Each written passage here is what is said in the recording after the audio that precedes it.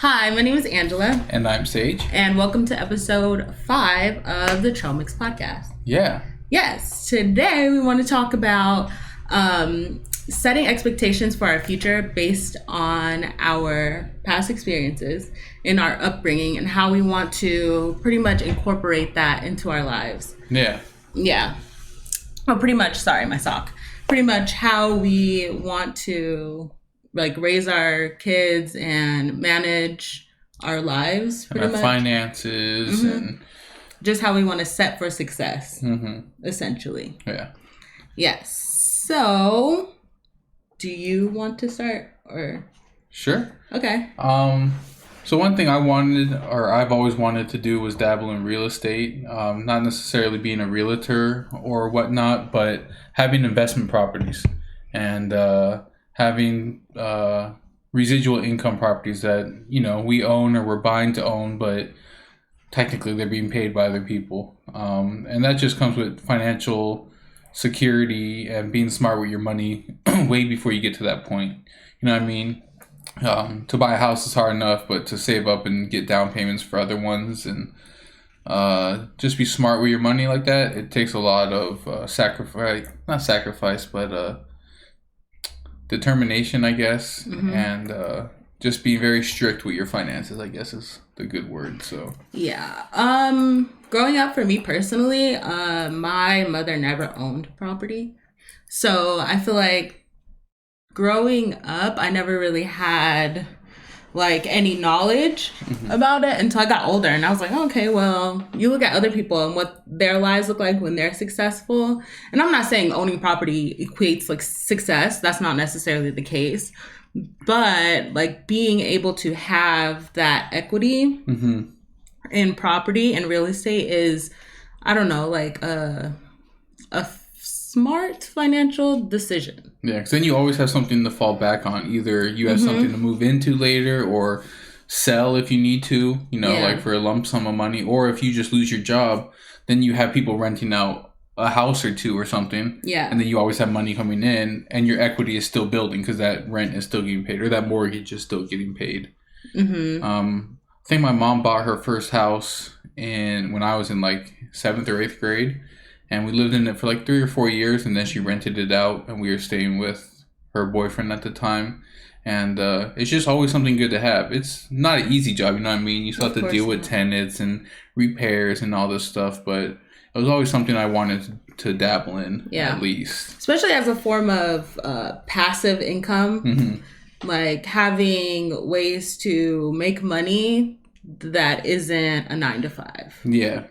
Yeah. And especially, I think that being able to create a portfolio, in our case, we decided to do properties, will, allow us to, like you said, build equity and create, I guess, in a sense, a lifestyle that we want. And I felt like our decision was rental properties. Yeah, I'm thinking about going for my real estate license just to have it, you know what I mean?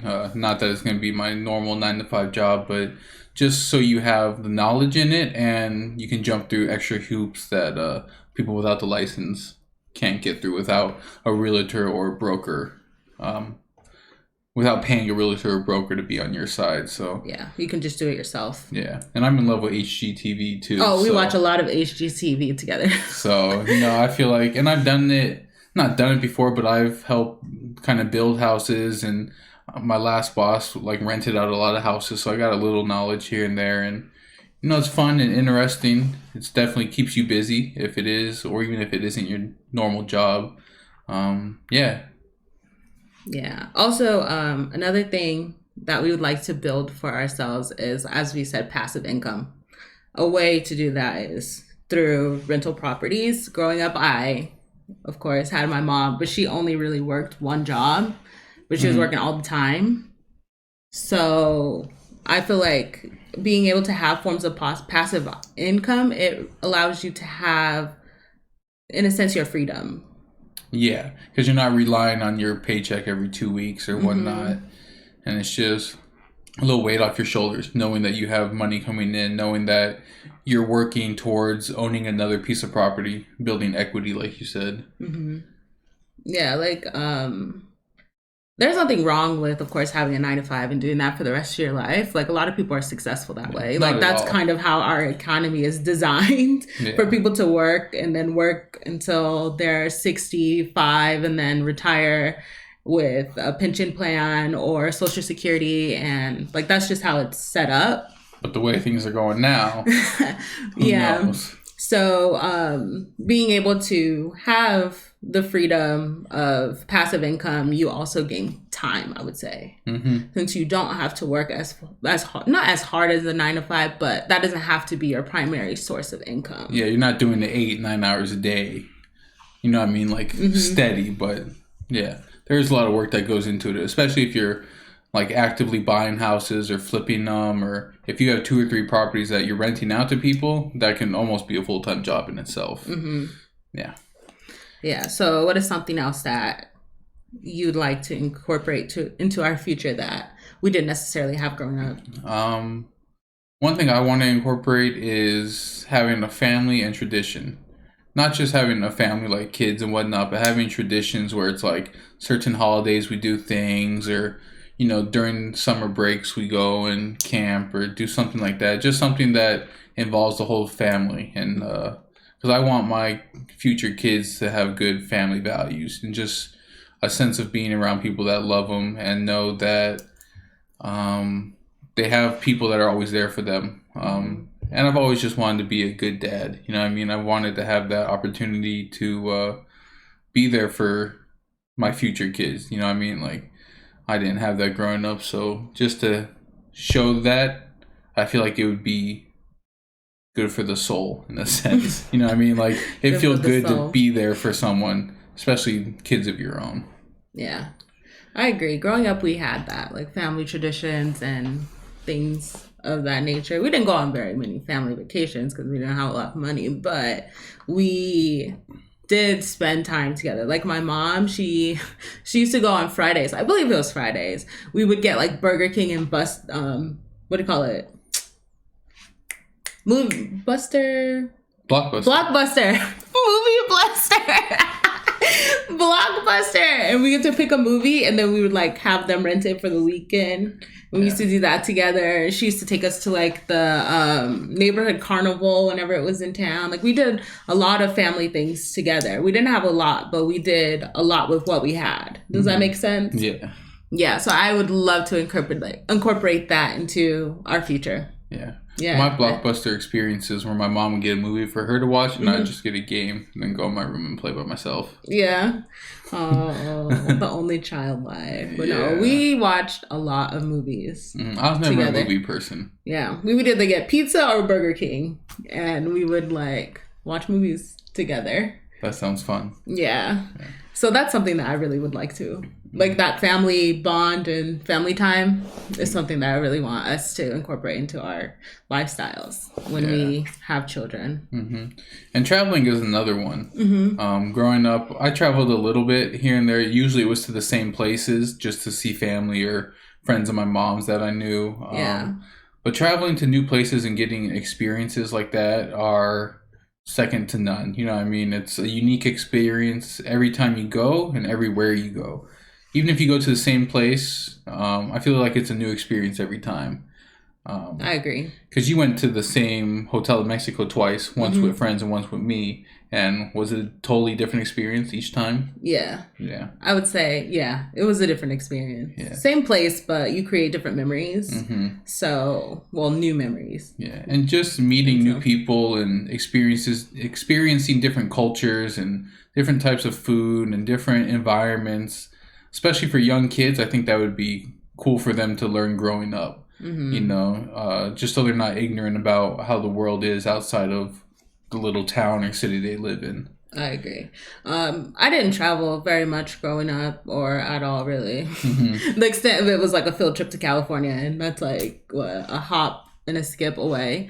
But we didn't branch out anywhere like dramatic. Like I didn't travel internationally until I was in college. And after that, I was like, I am going everywhere. Yeah. No one can stop me. No, but yeah, I would also really like that.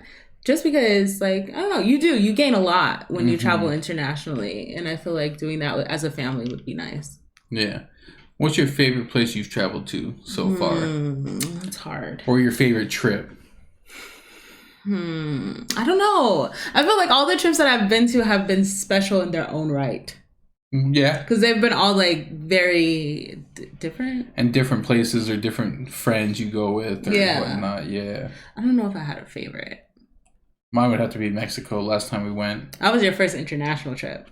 Yeah, I went when I was like 2 or 3 to Mexico. I guess. And I only had one memory of that, but that's when I was like 2 or 3 and I was like, we're at the beach. And I told my mom, I was like, I have to go to the bathroom. She's like, just go in the ocean, you know. And my little kid mind was like, okay. So I go to the shoreline and then pull down my pants and just pee in the water. You weren't discreet about it at all. No, instead of, going into the ocean and just... letting it loose, you were like, at the shoreline. Well, She said, go pee in the ocean. I listened. You did. I listened the wrong way. But yeah, Mexico was fun, you know what I mean? And it just got me thinking of life after working and stuff, like retirement. Like, I wouldn't mind retiring in a different country or a totally different place. Just be fun. Traveling just gets you a lot of experiences you'll never get if you never leave your town or even your country. You know what I mean? Like, we went on a trip in high school where we went to the East Coast. And it was a totally different experience, but it wasn't an international trip. You know what I mean? Yeah. It's the same experience, but the same thing. Because you're used to seeing that stuff on TV or whatnot, so it's not like brand new. Yeah, it's still the same culture. Yeah. At the end of the day, like, we're still Americans, just Americans in a different place. Which, I mean, I'm not going to knock in country travel because that's also really important. It is. To see, like, what else your country has to offer. Like, that's still great as well. But, like, stepping outside of the American culture and, well, in our case, we're Americans. We live in America. But stepping outside of that or just North American culture in general is, like, in a sense, astounding. Yeah. So, yeah. And to answer your question, I don't know. I don't have a favorite one. I don't know. They're all different and special in their own way. Sweet. Yes. What else would you say? Did you have anything? I feel like I answered the last few. I did. I agree. Oh, you agreed? Yes. International travel is, I don't know. I just think that it would be really cool to experience that as a family. Yeah. Yeah. I don't know about traveling with little kids, but... They gotta be at least 5. Yeah. Because I'm not wasting money for something they won't remember or appreciate or ruin my experience. Yeah. Well, the experience will be ours and not theirs. Yeah, but they're going to ruin my experience. Wow. Can I get drunk by the pool? No, I got to watch the kid and change the diaper. Can I go on an ATV ride? No, we got to watch the kid and change the diapers. And then you can do other things. Unless like we have pictures of your kid on the shoreline. Yeah, That's unless cute. we have like a 10-year-old and then a young one. Like, take care of her. We're going to go over here. Wow. It'd be like that. Yeah. What about that last one? The last one? Yeah. Well, first, I would like my children to grow up in 2-parent household. That's a good one. Because I didn't have that. Yeah. You didn't have that. So experiencing that together will be something. I think. Yeah. Yeah. And that'll help the kids more, you know what I mean? You think? Yeah. I'm not saying that 1-parent households are... I was going to say rough, but it's just different, you know what I mean? You don't get that family dynamic as much. Or especially me, I didn't, but... Well, you're different because you're an only child. Yeah. With a single parent. So I imagine that was probably a little bit And then you tougher, just learn how a real relationship should be. You know what I mean? You see relationships. It's not weird to you. It's not something totally new to you when you're in college or a young adult. So. Yeah, the weird thing, I thought, like, I don't know, just not experiencing it and then, like, experiencing it at, like, a friend's house, it is kind of weird. Yeah. Yeah. So not to bestow that on our children would be cool, I guess. I mean, that's just, like, a nuanced thing. In the grand scheme of things, it doesn't matter, but... No. I mean, I don't plan on having kids and not raising them. Well, I don't plan on having kids and not raising them, so... There we go. There we are.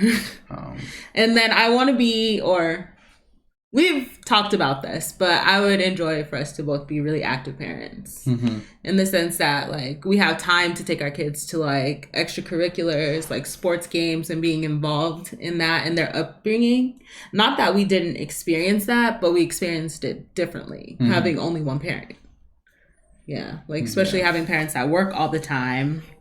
They don't necessarily have the time to be involved in our extracurriculars the way that we would see fit when you're going to basketball games and then like your friends and all of their family is in the stands, but you don't have anyone. Yeah, so that's how it was for me for sports. I'd catch rides with my friends and whatnot, or coaches to games. It was the same for me. My mom was she was there a few times, don't get me wrong, but it's not like I knocked her for that. I know what she's doing, but it's just to have that support, someone calling your name in the stands, a voice that you recognize, not just, a friend's parent or whatnot. Yeah. It was always special when she did come to certain games, you know what I mean? So I agree. I remember when I used to play basketball in 8th grade. One of my final games, my mom and my aunts came, and I was like so excited. Yeah. At first, like I didn't even realize that I cared whether or not my mom was there until she was there. And then you cared. And then I was like, oh man, like this is different. I was like getting on my hustle, like making sure I get down the court. I played center because I'm really tall. Yeah. Because I was like making sure I get down to the court and like, like I was putting in that extra effort, but I didn't, because at first I was like, oh, I don't care whether or not she comes to these games. I barely cared about playing basketball. I was bribed to play, so I didn't really care too much. Yeah. But then like when she was there, that one time that my mom and my aunt were there, I was like stoked. And I didn't realize it was going to be important to me until I had her and my aunt there. Yeah. My aunt's there. Because those are the most important people to you, and then you're trying to show off for them. Yeah. You know what I mean? Like... Yeah. And then also I played band. I was in band in middle school. My mom, she did support band. Like she would come to my recitals and things like that. But what did you play? I played clarinet. Yeah. First chair, 2 years. Because you can't play first chair your first year. Not bad. Yeah. So I went from beginning band to advanced band. First chair. And then I let it go when I went to high school because we didn't have band. Oh. Yeah. We didn't have any music. That's what happens when you go to tech schools. Yeah. They spend all your money on your programs and not on any other extracurriculars. It's a trade-off. Yeah. But yeah, so... But then to be there for, kids' games or even practice, like if I had someone at home that was like helping me practice for sports or doing extra practice at home, I would have been better and probably would have cared more. Yeah. Because I just played sports like... Because it was another thing to do with friends. You know what I mean? Go to games, practice, you're hanging out with friends, but...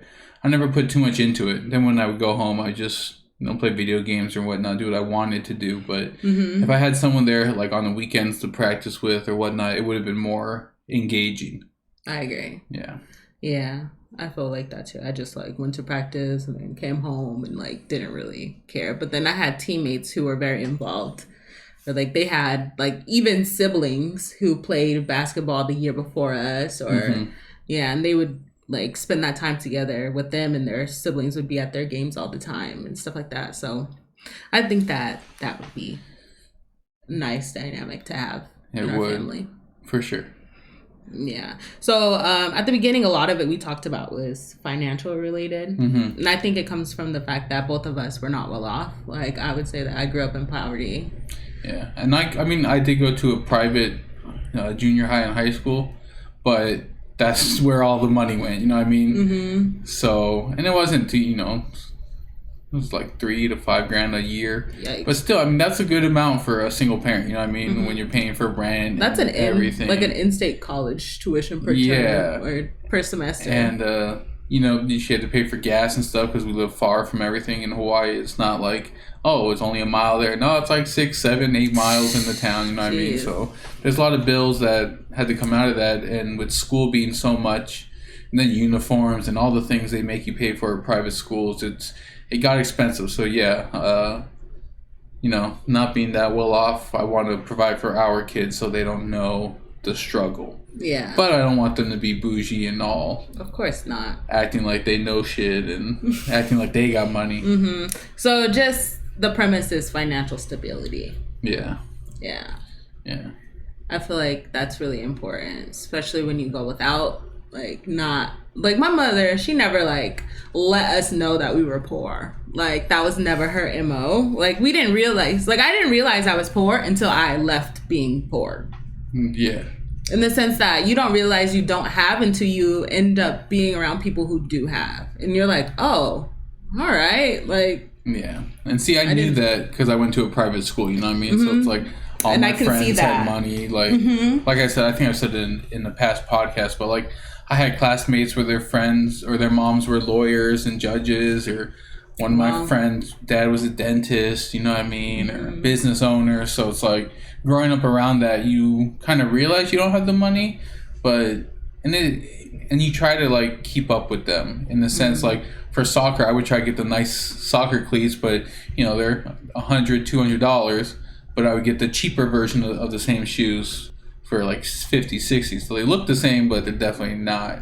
So it's like just, and that wasn't the good trait to have, you know what I mean? Trying to live outside your means to try and keep up with people that probably didn't even care what you were wearing or rocking anyways. So. Yeah, I heard this thing. Never, don't keep up with the Joneses because the Joneses are broke. Yeah, exactly. But yeah, so like you were saying, it's like, I don't know. Like, I can understand from your perspective when literally you went to a private school. And typically, kids at private schools are well off. Yeah. You know? So you not having a lot. It's like blatant in your face all the time. But me, I grew up in a poor area with other poor people.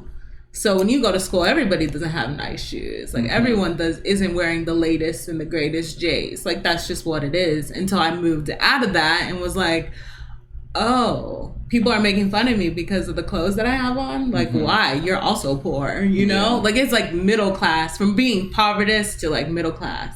And these people also didn't have very much, but they were very materialistic, and I didn't understand it. But yeah, so just being financially stable is really important to us. Just so you're not stressed out about money. Like, I always remember my mom being stressed out about money and not having enough for this, or having to cancel this because we didn't have enough for it. So I just don't want that extra stress. Life is stressful enough. Yeah. And especially trying to maintain a good relationship with your other half or your kids in the future. Like, that's enough stress. You don't need money stress on top of that. Yeah. Just adds to your worries. But yeah, is there anything else that you have?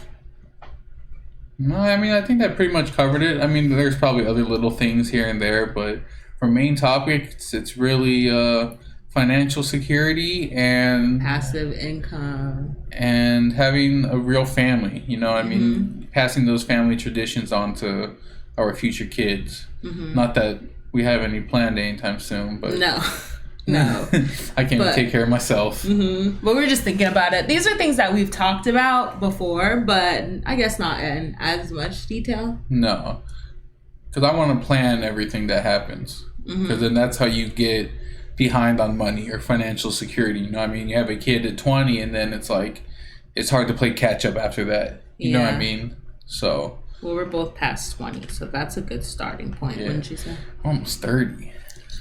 You are. I still have some years in my tank. Yeah. 4. Versus your what? 3? 2. You're not 28 yet. Almost. You just turned 27. Almost. 3 racks.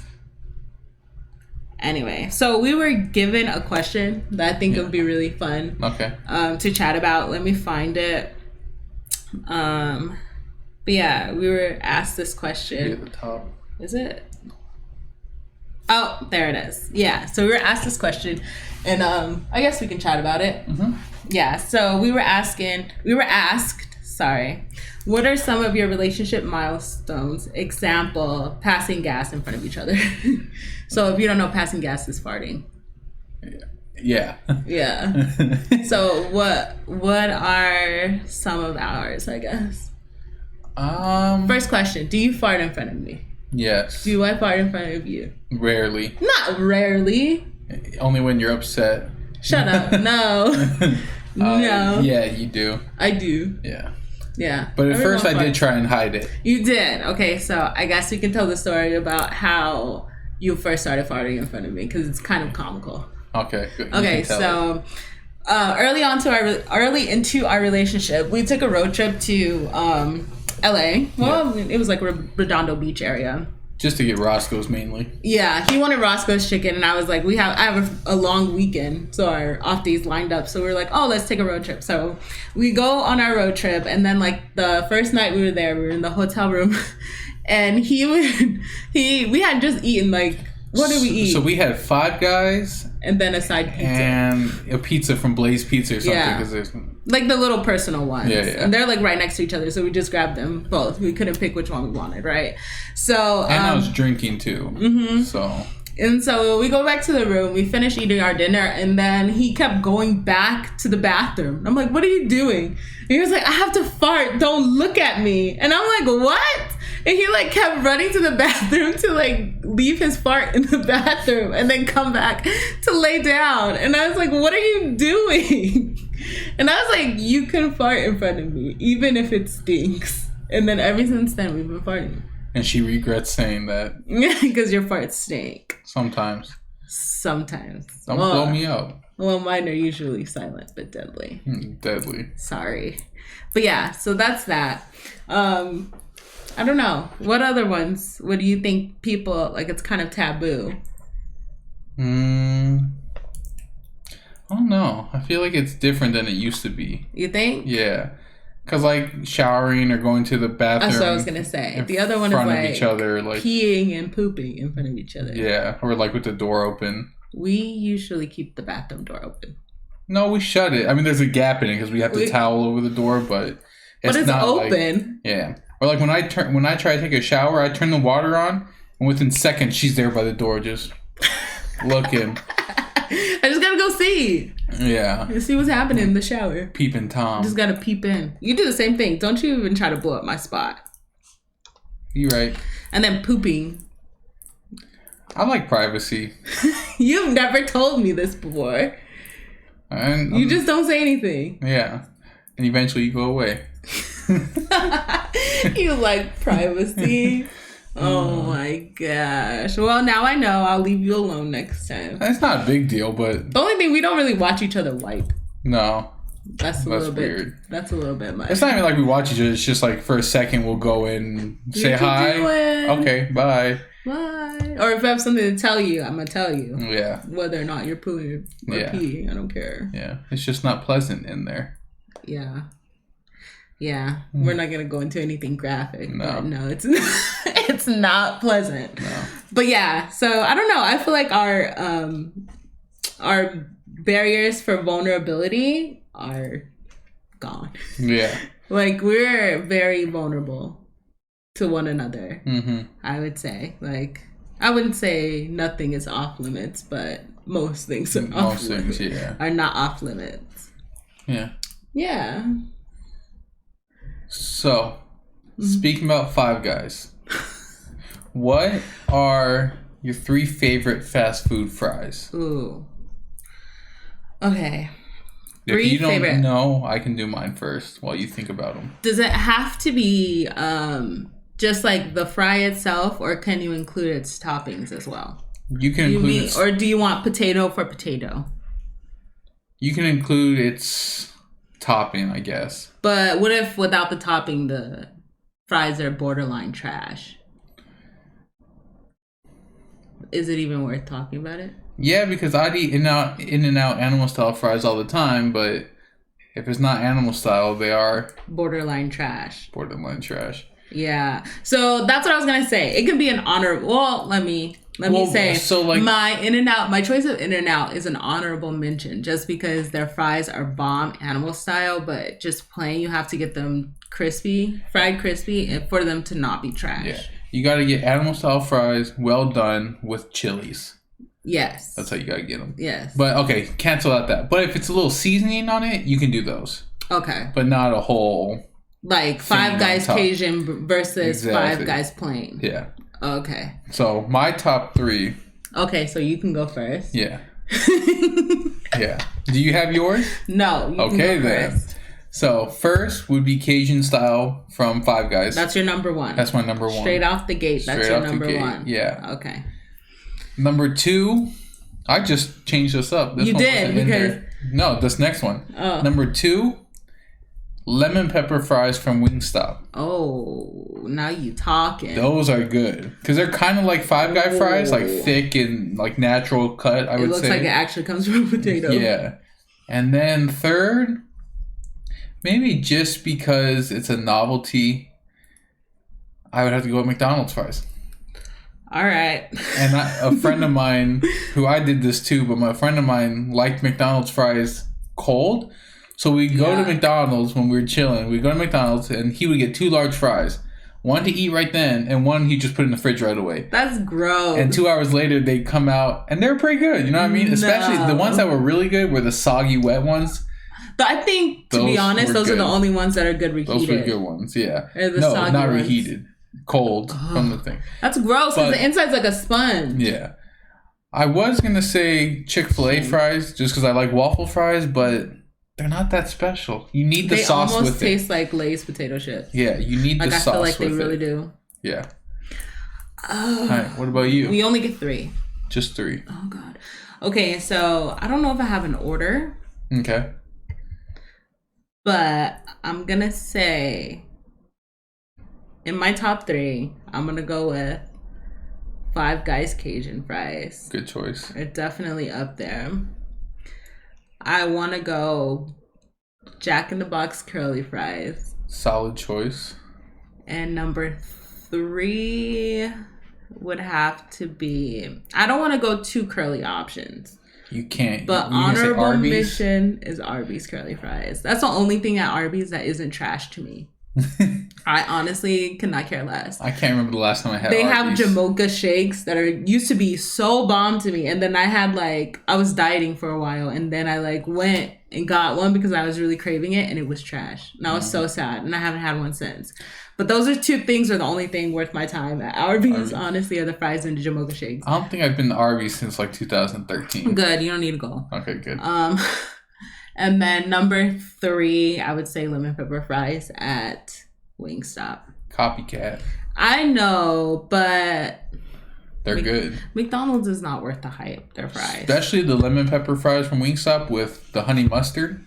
Ooh, what you talking? So good. What you talking? So good. Man, but their ranch is probably some of the best ranch on the market. You're confused. He doesn't like ranch. Is overrated. You are overrated. Not as much as ranch. No, I'm just kidding. Ranch is trash. The only ranch that's worth eating is Jimmy John's because it's got jalapenos in it. It's a little bit spicy. That kickin' ranch. Yeah, but the blackened ranch at Popeyes is also really good. Popeyes fries are also pretty good too. Popeyes, yeah. But not my top 3. But once they're cold, they're trash. Yeah. Because they just get hard. Almost like Burger King. Burger King fries are just trash and trash. What are you talking about? I think it's because my childhood I ate a lot of Burger King. But Whoppers are good sandwiches, really but their fries are trash. I wouldn't agree. You know who used to have really trash fries?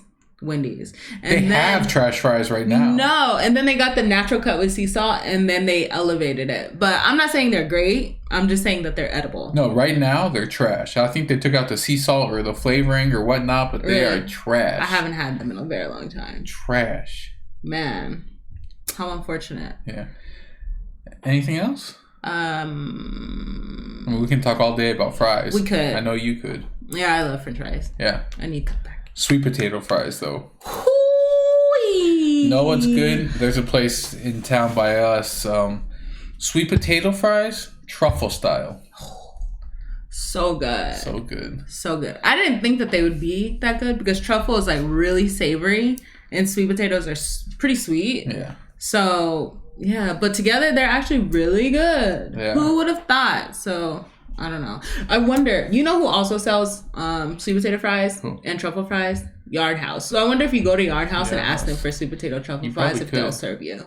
Nothing beats those truffle fries from that birthday dinner you took me to at Capitol Grill. Ooh, those are really good. Those are amazing. I think they have actual pieces of garlic in it. Yeah. It was really good. Yeah. Anyways. Let's call it instead of just talking about fries for 4 hours. Yeah, let's not bore them anymore. Oh. But yeah, if you guys have anything else Leave us comments. Any topics you want us to talk about, or what are your favorite fries? Absolutely. See if you guys have terrible opinions. Can you let us know whether or not you also agree that McDonald's fries cold is trash? They're so gross. I'm sorry. I said it. Anyways, if my friend's watching that likes those cold McDonald's fries, and his girlfriend also does not like them. No, she does. I thought she didn't. No, she loves them cold. I thought we had a conversation about it. Oh no, maybe she told me that she tried it and it was good, and so she was upset. Yeah, they both like them. That's why it was funny. Oh yeah, I forgot. We were talking about that. Yeah, they both like them cold, so they probably go get 3 or 4 large fries and put 2 in the fridge right away. That's too much. It's good. The next morning, oh, man. Anyways, we hope you guys liked this episode. What would you want to incorporate into your adult life or parenting based on how you grew up and your experiences? Let us know. Yeah. All right. Let us know. If you're listening on Spotify, we're available on YouTube. And if you're on YouTube, we're available on Spotify. Yeah. Yeah. All right. We hope you guys have a nice Sunday, and good luck with the rest of the week with this whole quarantine thing going on. Yeah. All right. Sounds good. See ya. Bye.